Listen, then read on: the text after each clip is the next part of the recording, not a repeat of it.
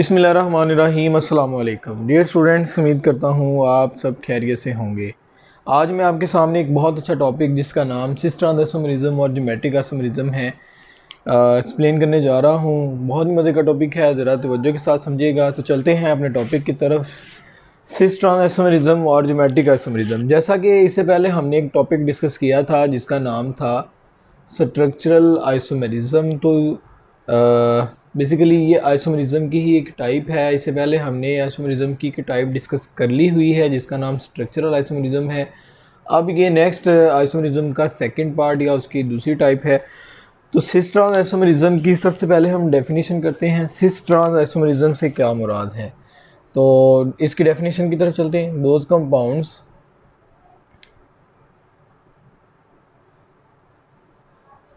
Having same molecular formula but different arrangement of atoms in space। यहाँ पे देखेंगे हमारे पास जो कंपाउंड है, यानी जो भी होगा, अगर वो एक से ज़्यादा कंपाउंड है और एक जैसे हैं और उनका मॉलिक्यूलर फार्मूला सेम है और उनकी अगर अरेंजमेंट स्पेस के अंदर होगी तो फिर उसे हम सिस ट्रांस आइसोमेरिज्म या ज्योमेट्रिक आइसोमेरिज्म का नाम देंगे। अदरवाइज़ हम उसे जियोमेट्रिक आइसोमेरिज्म का नाम नहीं देंगे। तो इसकी मोस्ट कॉमन हम एग्जांपल की तरफ चलते हैं। हमारे पास ये कंपाउंड है। अभी फ़िलहाल हम लोग इसकी टाइप्स या इसकी कंडीशंस और इसकी नेसेसिटी ये किन किन कंपाउंड्स में होगी और कौन से कंपाउंड इसको शो करेंगे उसके बारे में भी कुछ नहीं है। तो ये हमारे पास एक कंपाउंड मैंने लिखा है यहाँ पे। अगर आप देखें तो हमारे पास ये कंपाउंड जो है, लेट सपोज़ कि एक हम दोनों कार्बन जो है ना सेंटर में है और इसके इर्द गिर्द जो हाइड्रोजन और मिथाइल ग्रुप अटैच हैं ये स्पेस में मौजूद हैं। जैसे आप एक कमरे में सपोज़ करेंगे, एक कमरे के सेंटर में दोनों कार्बन है और उसकी चारों कॉर्नर्स पे ऊपर या नीचे जो मिथाइल ग्रुप या ये ग्रुप ऑफ एटम या एटम अटैच हैं। खैर, अब इसकी बात करते हैं कि ये कौन से कंपाउंड ज्योमेट्रिक आइसोमेरिज्म शो करेंगे। कुछ इसकी कंडीशंस हैं, याद रखें। पहली बात कि जो सिस ट्रांस आइसोमेरिज्म है ये हमेशा डबल बॉन्ड वाले जो मेंबर हैं, डबल बॉन्ड वाले मेंबर, मैं यहाँ पे कुछ कंडीशंस का जिक्र कर देता हूँ।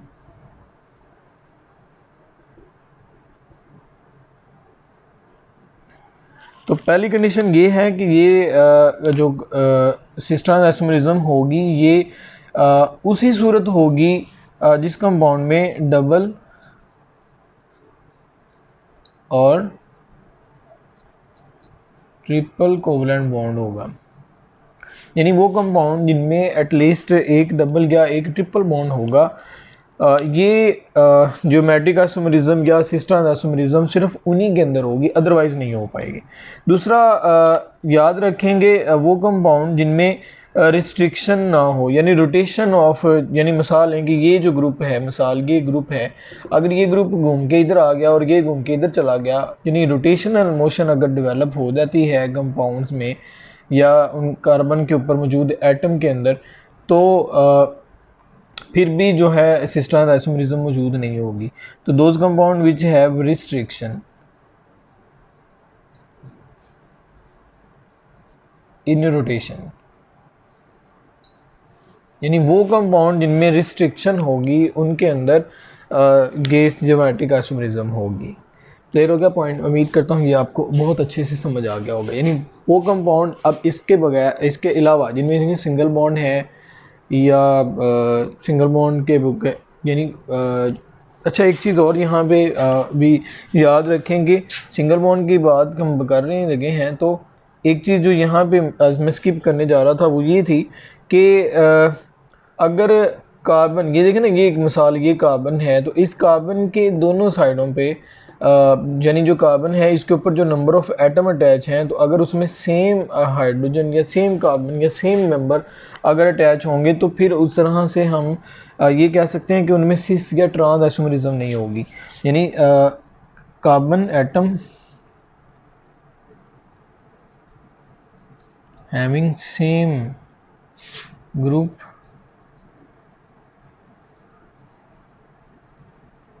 अटैच्ड। तो ये बुनियादी इसकी 3 कंडीशन है, यानी वो कंपाउंड जिनमें डबल बॉन्ड होगा ये सिर्फ उनके अंदर होगी, फिर दूसरा वो कंपाउंड जिनमें रिस्ट्रिक्शन है रोटेशन की उनके अंदर ये ज्योमेट्रिक आइसोमेरिज्म होगी, और तीसरी बात वो कंपाउंड जिनमें सेम ग्रुप अटैच नहीं होगा, don't having same group attach, जिनमें same group of atom attach नहीं है उनके अंदर ये होगी। तो ये थी इसकी कंडीशंस। तो अब बात करते हैं इसकी टाइप्स के हवाले से। तो इसकी हमारे पास जो टाइप्स में दी गई हैं वो बुनियादी तौर पर 2 हैं, जैसे कि नाम से जाहिर है।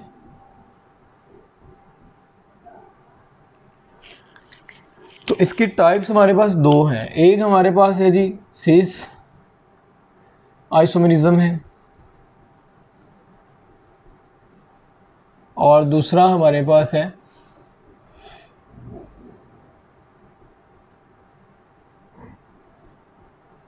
Trans isomerism. यानी इसकी बुनियादी 2 टाइप हैं और इसका नाम भी टाइप के हवाले से रखा गया। तो सबसे पहले हम देखेंगे व्हाट इज सिस आइसोमेरिज्म।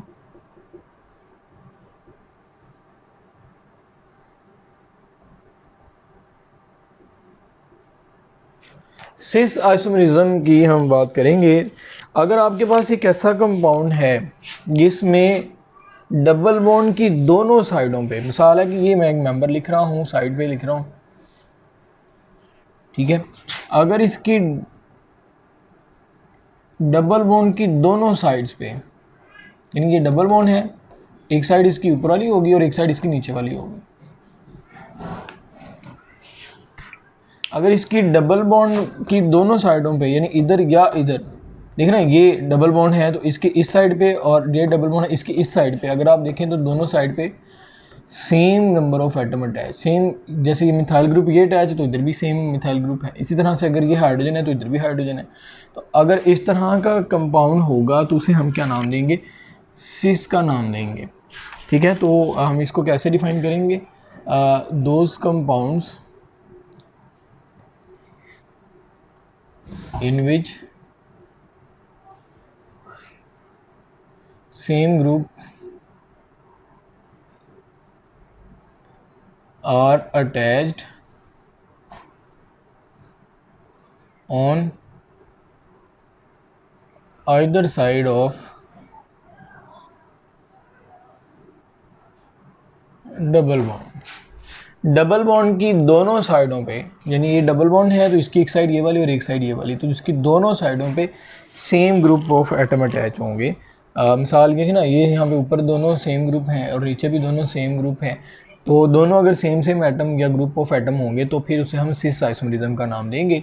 और इसी तरह से नेक्स्ट हमारे पास टाइप आती है ट्रांस आइसोमेरिज्म की।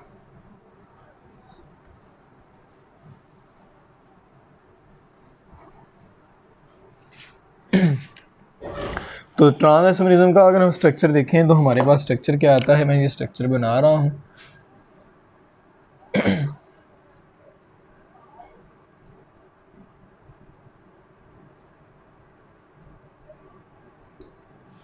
अगर आप ये देखें तो हमारे पास अब ये डबल बॉन्ड है, इस डबल बॉन्ड के ऊपर और नीचे देखिए ना, ये एक ग्रुप है, इस साइड पे दूसरी साइड पे आपके पास हाइड्रोजन है, इसी तरह से यहाँ पे मिथाइल ग्रुप है तो दूसरी साइड पे हाइड्रोजन है, दोनों एक दूसरे के ऑपोजिट है, तो इसको हम क्या नाम देंगे, ट्रांस आइसोमेरिज्म का नाम देंगे।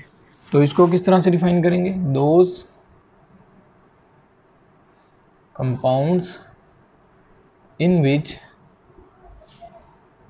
Different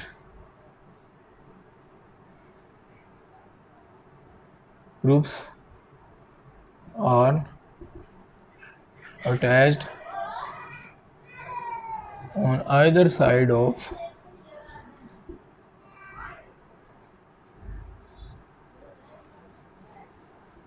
double bond. अब बात करते हैं कि हमने ये कहा था कि ये जो सिस ट्रांस आइसोमेरिज्म है ये डबल बॉन्ड वाले मेंबर में होगी। अच्छा, एक चीज़ और जो मैं यहाँ पे बता रहा हूँ वो याद रखेंगे आप कि जैसे ही group of atom double bond के ऊपर या नीचे डिफरेंट आते हैं, जैसे दोनों ग्रुप आपके सामने हैं, तो इनकी फिज़िकल प्रॉपर्टीज़ चेंज हो जाएंगी। इन केस अगर आप देखें तो हमारे पास एक सिंगल बॉन्ड है जो कि पॉसिबल नहीं है। मिसाल के हमारे पास एक सिंगल बॉन्ड मेंबर है, अगर हम लोग इसकी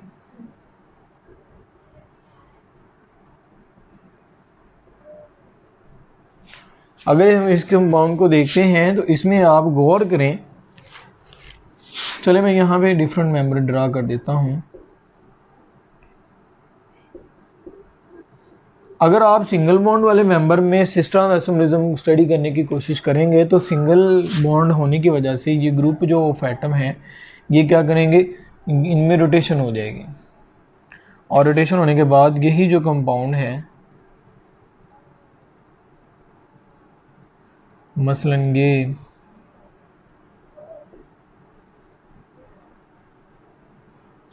तो देखें ऊपर वाले केस में ये मिथाइल ग्रुप ऊपर था और इधर ये हाइड्रोजन नीचे था। यहाँ वाले केस में हाइड्रोजन ऊपर चली गई और मिथाइल ग्रुप नीचे आ गया। तो यहाँ पे क्या हुआ कि सिंगल बॉन्ड होने की वजह से ये जो एटम है ये इनमें रोटेशन हो गई है, ठीक है, इनमें क्या होगी, ये रोटेशन हो जाएगी। जब रोटेशन होगी तो फिर हम लोग इनकी प्रॉपर्टीज़ को ऑब्जर्व नहीं कर पाएंगे, क्योंकि ये रोटेशन की वजह से अपनी प्रॉपर्टीज़ बार बार चेंज कर रहे होंगे। तो ये बात आपने याद रखनी है कि सिस्टम आइसोमरिज्म सिर्फ उन्हीं कंपाउंड्स के अंदर होगी जिनमें डबल बॉन्ड होगा। अब सवाल ये पैदा होता है कि ये फिर डबल बॉन्ड वाले मेंबर क्या रोटेट नहीं कर पाएंगे? तो इसकी भी बहुत सिंपल सी रीज़न है, आपको बता देता हूँ। डबल बॉन्ड के अंदर एक हमारे पास सिग्मा बॉन्ड होता है, मैं यहाँ पे ड्रा कर, चलो इधर ड्रा कर देता हूँ। हमारे पास डबल बॉन्ड वाला मेंबर है,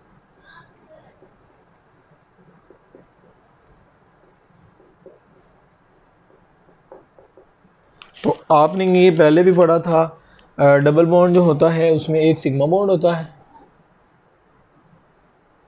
और दूसरा हमारे पास पाई बॉन्ड होता है। तो सिग्मा और पाई बॉन्ड का आपस में अगर हम स्ट्रक्चर देखेंगे, यानी कार्बन में बेसिकली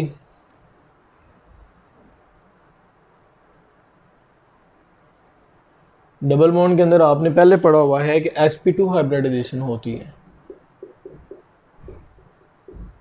ठीक है। इसी तरह से